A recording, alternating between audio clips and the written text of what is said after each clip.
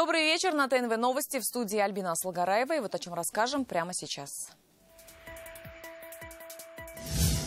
Продам даром. Это просто, можно сказать, день продавца. В республике стартовала «Черная пятница». Что покупают люди и получается ли у них сэкономить? Об этом Рамиль Шайдуллин. За какое время скорая должна приехать к вам? Где-то произошло ДТП, дорога прикрывается и проезд скорой помощи тоже усложняется. О проблемах скорой медицинской помощи. Салават Мухаммадулян. Участок есть, коммуникаций нет. Если нет электричества, нет газа, ну что это за дом? На дровах? Когда многодетные семьи Казани смогут начать строить свои дома, узнавала Анна Городнова.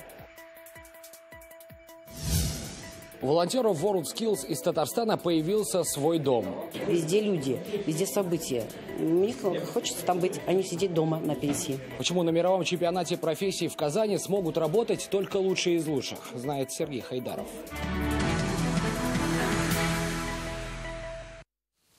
Скидок больше, цены выше. Сегодня в магазинах «Черная пятница». Ежегодная акция, где покупателям обещают скидки до 80%. И если обычно в этот день ажиотаж, то сегодня черные времена чуть было не настали даже для «Черной пятницы». Так идут ли татарстанцы в поисках скидок или акция на грани провала? Рамиль Шайдуллин. Купить телевизор по цене фена или смартфон, заплатив как за плеер. Пестрая реклама обещает до 80% экономии. «Черные пятницы» ждут целый год. Торговля идет на небывалые уступки. Шопоголики всего мира идут на все, чтобы урвать товар по вкусной цене. Пятница невиданной щедрости пришла к нам из США. Прошлогодняя «Черная пятница» в Казани, когда вход в магазин одежды приходилось охранять органам правопорядка. В этом году казанцы такого не видят. Например, сегодня купила колготки, и мне подарили за это носки. Поэтому я не вижу никакой акции. Место притяжения – торговые центры. Здесь бренды не ограничиваются только пятницей и растягивают акцию на несколько дней. Можно успеть распродать все и избежать давки.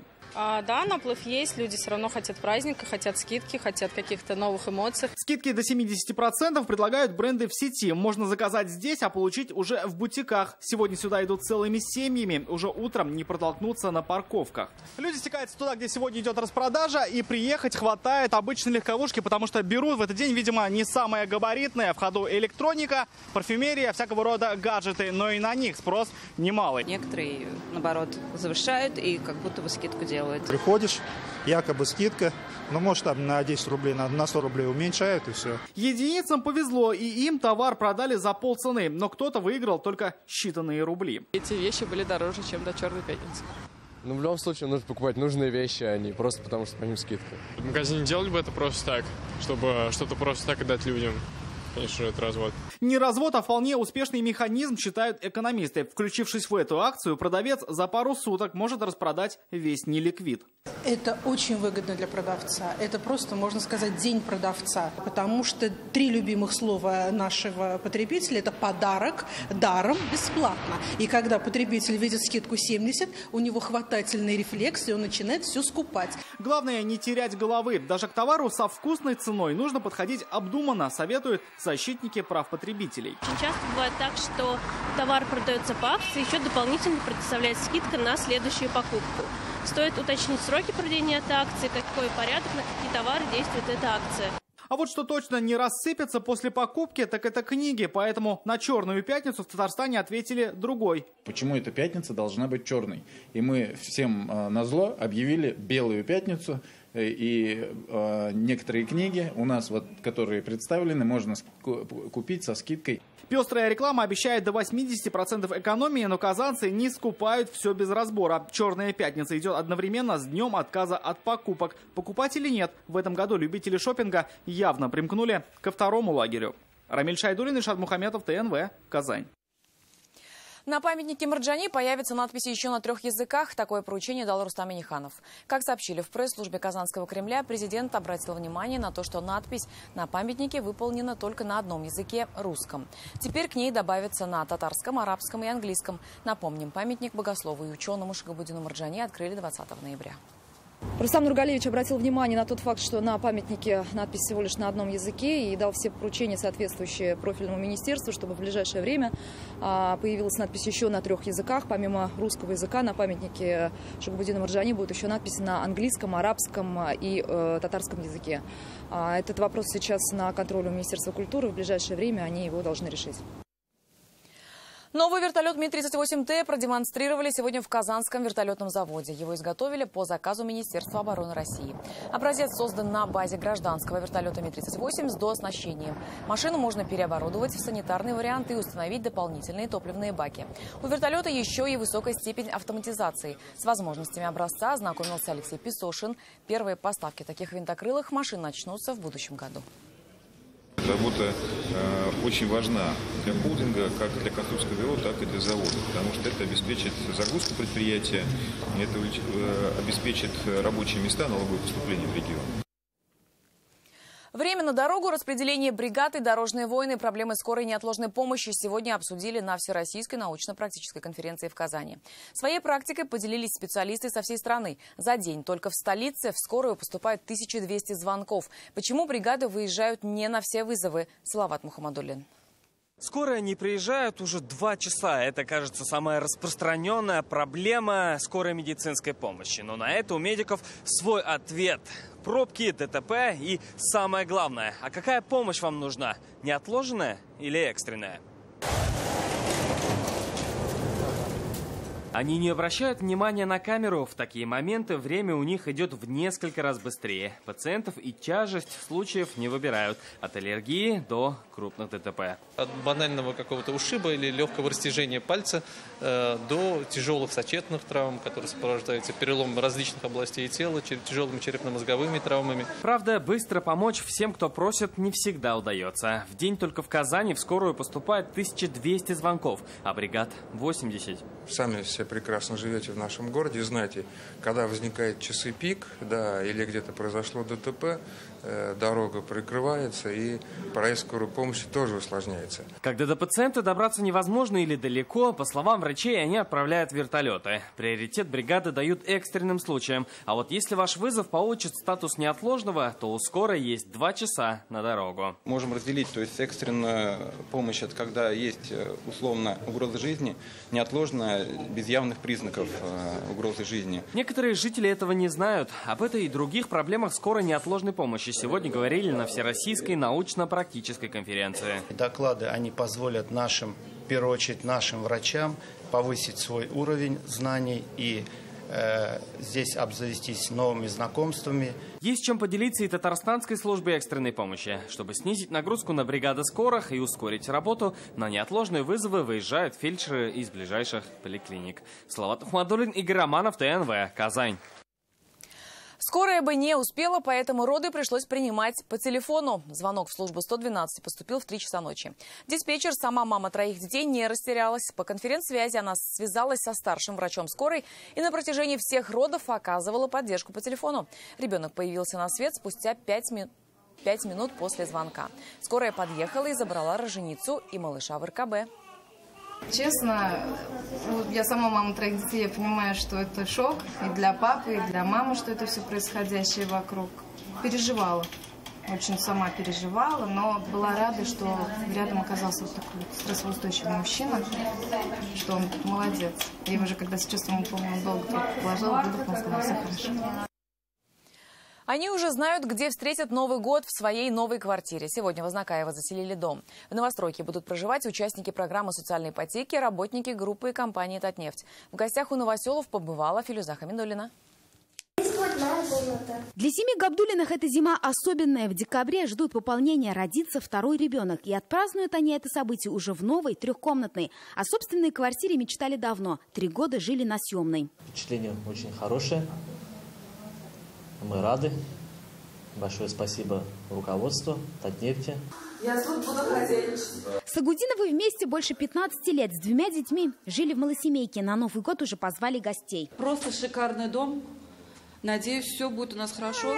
Главное вовремя сейчас оплатить. Вместе с ними сегодня еще 59 семей получили ключи. Новостройка построена с учетом последних современных технологий. На каждом этаже узел учета тепла, подключена IP-телефония. Умный дом показаний приборов автоматически передает сам, а значит, не будет начисления за ОДН. Причем житель может уехать куда-то на 3-4 месяца отдыхать, допустим, он может не давать показания. Жители смогут управлять погодой в доме сами. В батареях можно регулировать тепло, а еще здесь теплый пол. Это первая такая пятиэтажка в районе, которую построили по программе соципотеки.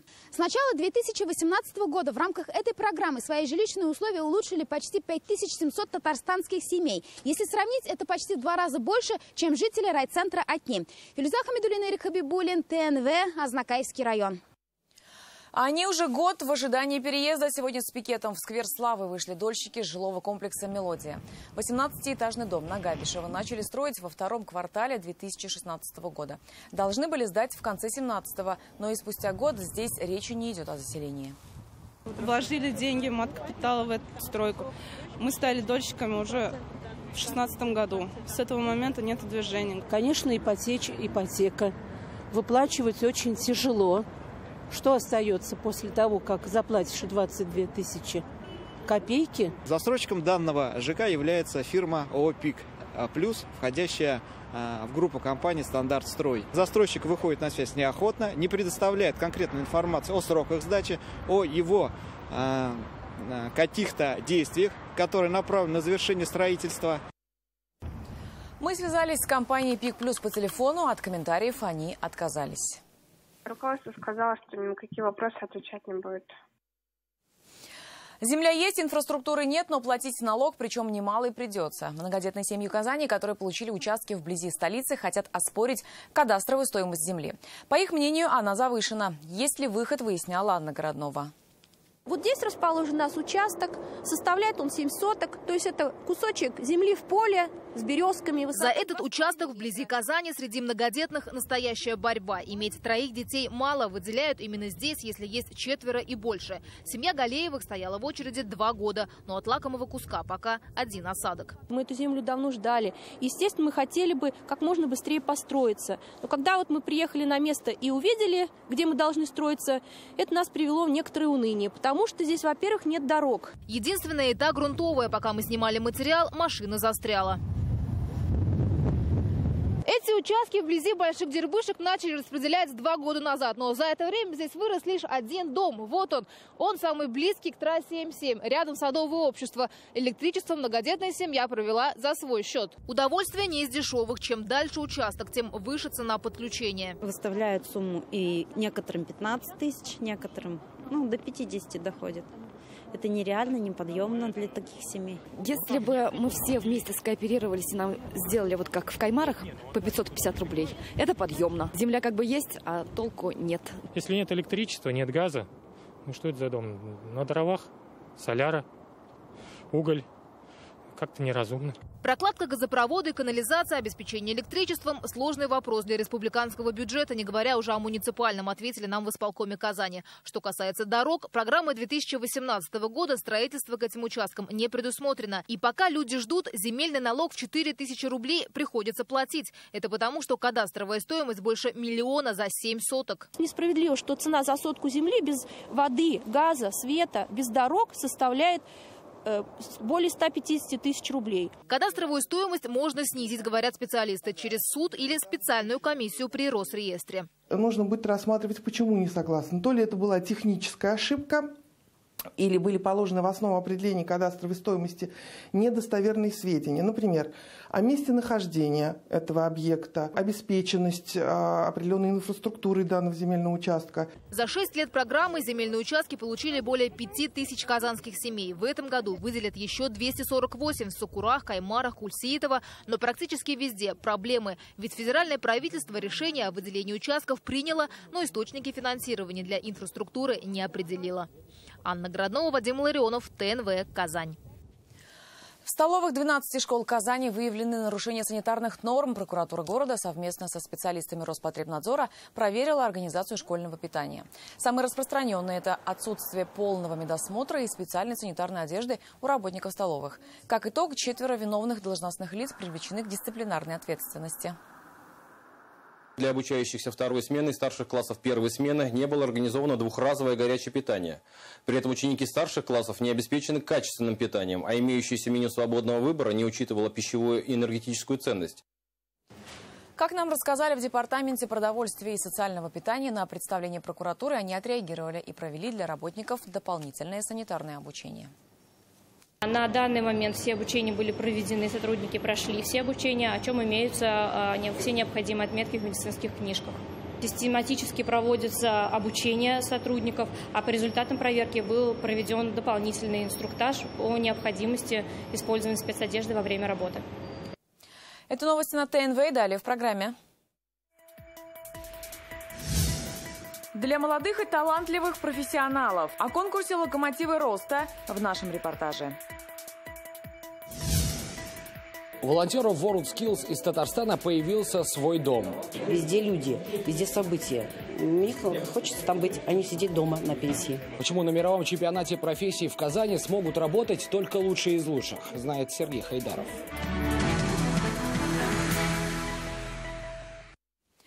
Конкретные результаты должны быть не на бумаге, а на территориях, в городах и деревнях. Об этом сегодня сказал Владимир Путин на заседании Президиума Госсовета в Ялте.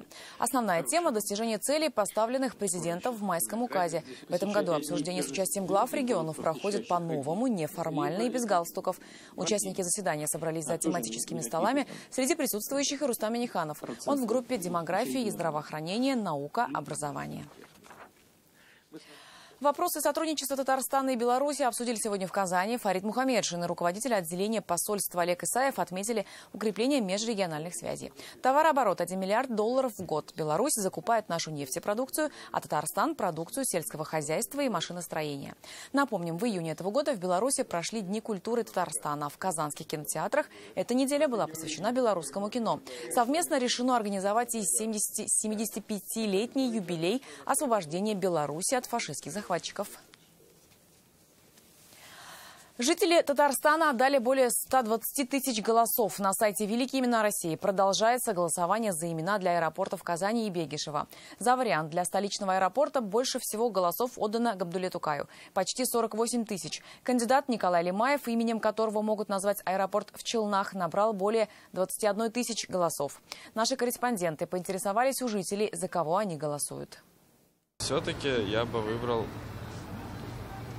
Тукая, наверное. Достаточно-таки великий человек. Мусуд Джалили. Ну, это наш, как сказать, ну вот я ему почему-то доверяю, вот и наш человек. Туполев, потому что Каим и Туполева как-то с авиацией более связаны, мне кажется. Мне очень дороги они, и Габдулла Тукай, и Мусуд Джалиль. Мы потому что учили и татарский язык, и русский язык. Я за Туполева, я его Туполева выбрал, потому что он по профессии человек, самолеты конструктировал. Тукай. Не знаю, звучит, мне кажется, интересно. Для аэропорта самое то. Уже в понедельник в республике стартует конкурс стратегических инициатив «Локомотивы роста». Ориентирован он на профессионалов в области промышленности и экономики. О том, как принять участие в конкурсе и кто может это сделать, далее. Итак, конкурс «Локомотивы роста» стартует 26 ноября. Принять участие могут либо те, кто работает в промышленном секторе, экономике и управлении, возрастное ограничение до 40 лет, либо студенты выпускных курсов по направлениям экономика и менеджмент. Вся информация о конкурсе на специальном сайте lokomotivtatarstan.com. Здесь можно ознакомиться с дорожной картой проекта и сразу подать заявку. Для участия в начальном этапе они принимаются до 17 декабря. Конкурс пройдет в 2 этапа. Первый включает отбор участников, тестирование и решение онлайн-кейсов. Те, кого отберут во второй тур, пройдут образовательную программу и получат наставников. Среди известных имен вице-премьер Рафис Бурганов, Талия Минулина, руководитель агентства инвестиционного развития, Айрат Хайруллин, глава Альметьевска. Всего порядка 30 наставников. Участников проекта также ждет экскурсия на промышленные гиганты, а победители получат возможность стажировок на предприятиях Татарстана. Это завод КАМАЗ, Акбарсбанк и особая экономическая зона Алабуга. По всем вопросам о конкурсе можно обратиться по номеру, который сейчас указан на экране. Китайцы за смертную казнь, российские эксперты за ужесточение закона. Сегодня сотни специалистов обсуждали, как побороть коррупцию. В Казани прошла всероссийская научная конференция. С советами поделились и гости из-за рубежа. Как отметили, в российском законодательстве остается еще много коррупционных дыр. По данным правоохранителей, ПФО занимает первое место в стране по числу таких преступлений. Их в этом году выявили более 5000, у нас в Татарстане свыше 700. Особенно коррупция распространена в госзакупках, ЖКХ и строительстве. Получается, некоторые лица действуют как бы в силу своего понимания ситуации, что нужно завершить объект к такому-то сроку. Если совершать процедуру правильно, в соответствии с законом, это создает определенные сложности. Здесь, наверное, следует что? Менять законодательство в том числе. Менять законодательство о закупках. Рецепт пока один – это привлечение виновных к ответственности и восстановление законности. Казни, смерти. Это уже окончательный поступок. Но только личное мнение – это надо. Федеральная компания «Галамарт» открывает еще один магазин в Казани. Торжество по этому поводу запланировано на завтра, 24 ноября. Покупатели ждут подарки и сюрпризы. Пока еще я это набираю. Очень много буду покупать. Некоторые казанцы пришли подготовленными с целым списком запланированных покупок. Это не случайно, ведь цены здесь приятно удивляют. Цены 9, 19, 29, 39, они не просто так, а потому что у «Галамарт» есть собственные производители. Здесь более 7000 наименований товаров для дома, дачи, хобби и занятий спортом. Нашел вон полную эту корзину, наложил. Выбора много. Купить можно что-то определенное ребенку. Даже не одну вещь, а несколько. Цены очень экономичные. Выбор очень большой и цены радуют. Довольно отличный магазин. Совок взяла, перчатки взяла, так смотрю, пока еще что есть. В честь открытия всех казанцев ждут в магазине «Галамарт» 24 ноября. Чтобы принять участие в розыгрыше, нужно приобрести товар на 500 рублей и заполнить купон. Каждый час с 10 до 19 конкурсы с ценными подарками. Розыгрыш главного приза – это большой телевизор в 19:00. Дом для волонтеров. Сегодня в Казани начал работу Центр рекрутинга волонтеров WorldSkills. Здесь должны отработать 3500 лучших добровольцев. Уже сейчас оргкомитет получил 12 000 заявок. Как стать волонтером, подскажет Сергей Хайдаров.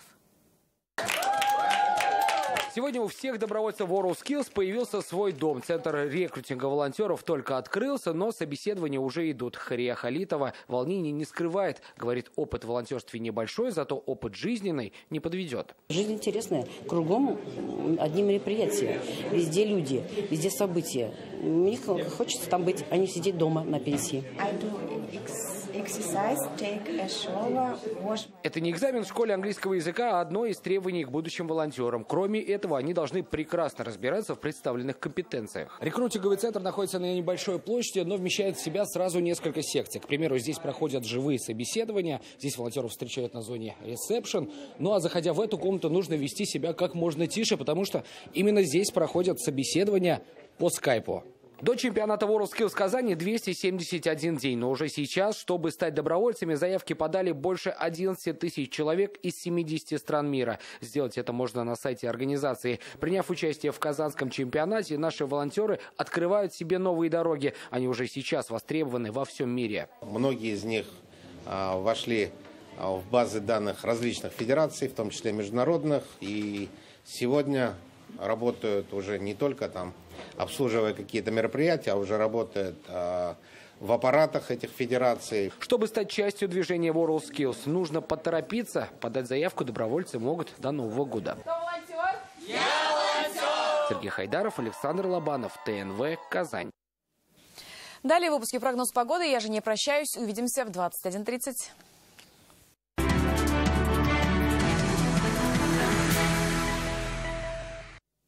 Добрый вечер. Время новостей «Спорт» на ТНВ. В студии Алмаз Гафиатов. Классика Восточной конференции. На льду Магнитогорской арены встретились два принципиальных соперника – «Металлург» и «Акбарс». Двукратный обладатель Кубка Гагарина «Металлург» является одним из лучших раздражителей для трехкратного победителя трофея. К тому же они еще и соседи по турнирной таблице. По итогам двух периодов соперники не смогли определить лучшего. Команды забросили по 2 шайбы. Все решилось в третьей части поединка. Шайба Артема Лукаянова стала победной. «Барсы» смогли подняться на вторую строчку в турнирной таблице. В следующем туре завтра казанцы сыграют в Екатеринбурге с лидером чемпионата «Автомобилистом».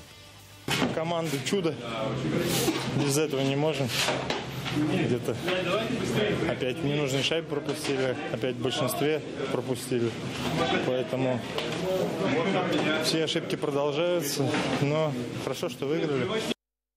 Правила новые, борьба прежняя. В Казанском дворце единоборств открыли чемпионат республики по национальной борьбе «Крэш». Порядка 400 спортсменов определят участников сборной Татарстана. По количеству участников и конкуренции чемпионат республики превосходит даже российские старты. В этом уникальность национальной борьбы. С каждым годом меняются правила, вид становится зрелищным и динамичным. Сразу 5 военнослужащих из Арского района прямиком из военной части приехали на турнир. Служат они вместе в Саратовской области. До дембеля еще целых 7 месяцев на соревнования командир отправил лично. Победители чемпионата республики будут определять в 10 весовых категориях. Сегодня отборочный этап, финалы запланированы на завтра.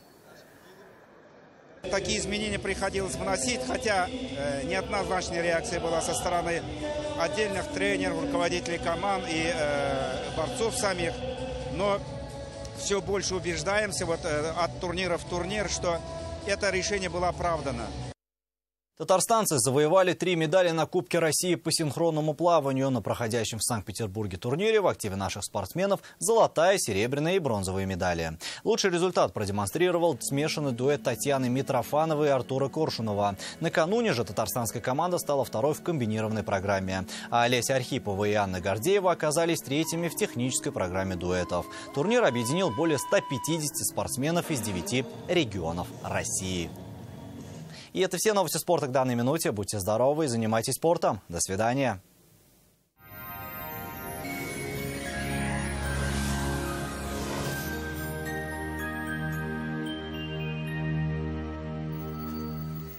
Здравствуйте. О погоде поговорим через минуту. Вам нужен шкаф-купе? Качественный, недорогой по вашим размерам? Данил Мастер исполнит ваши желания. Успейте заказать со скидкой 20%. Данил Мастер, Казань, Восстание 23, телефон 2-167-166. Клиника Фармте. Радиоволновое лечение аденомы и простатита на израильском аппарате Термекс. Без боли, без операции. 292-66-77. Спонсор показа – клиника Фармте. Лечение аденомы и простатита по европейским стандартам, без боли и операции на аппарате Термекс. Телефон в Казани 292-66-77. В предстоящие сутки будет облачно. Повсеместно пройдет снег. По данным сервиса Яндекс.Погода, на юго-востоке Татарстана жителей ждет снежный день до -5. На северо-востоке республики также не обойдется без осадков, там -4. На севере Татарстана местами ожидаются осадки -3, -4 градуса. На северо-западе Татарстана аналогичная ситуация -3 градуса. На юго-западе республики снежно, но довольно тепло, не ниже -3. В центре Татарстана повсеместно пройдет снег 3-4 градуса ниже 0. В воскресенье днем снег усилится. Медицинский центр «Доктор Ост» поможет с проблемами позвоночника и суставов без операций и протезов. Современные технологии, запатентованные методы и профессионалы своего дела. Вернуться к полноценной жизни просто. Болезни позвоночника часто служат поводом для хирургического вмешательства. Мне уже удаляли грыжу позвоночника и снова направляют на операцию.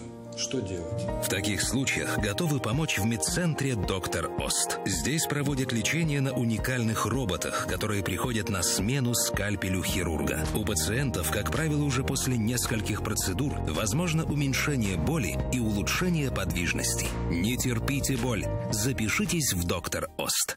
В Казани в торговом центре «Франт» открылся магазин «Галамарт». Выбор товара огромный, цены низкие. Спешите за покупками. 24 ноября состоится праздничное открытие магазина «Галамарт». Организатор праздника подготовили для вас конкурсы, подарки, выступления артистов. Главный подарок дня – телевизор. Праздник состоится 24 ноября в ТРЦ «Франт», Фучика 90, с 10 до 19:00. В Казани с утра и до самой ночи будет идти снег. Температура не ниже -3. Ветер западный 7 метров в секунду, порывистый. Атмосферное давление 747 миллиметров ртутного столба. Влажность воздуха 85%. В магнитном поле Земли спокойно. Спонсор программы – кооператив «Семейная копилка». Время идет, доход растет. Вас ждут по адресу город Казань, улица Чистопольская, дом 55. Телефон 239 17 36. Мама – самый главный человек в жизни. Потребительский кооператив «Семейная копилка» в честь Дня матери объявляет акцию. Только с 21 по 23 ноября действует программа «Праздничная». 20% годовых сроком на 12 месяцев. А также дарим пайщикам приятные подарки. Подробности по телефону 843 239 17 36. Улица Чистопольская, 55.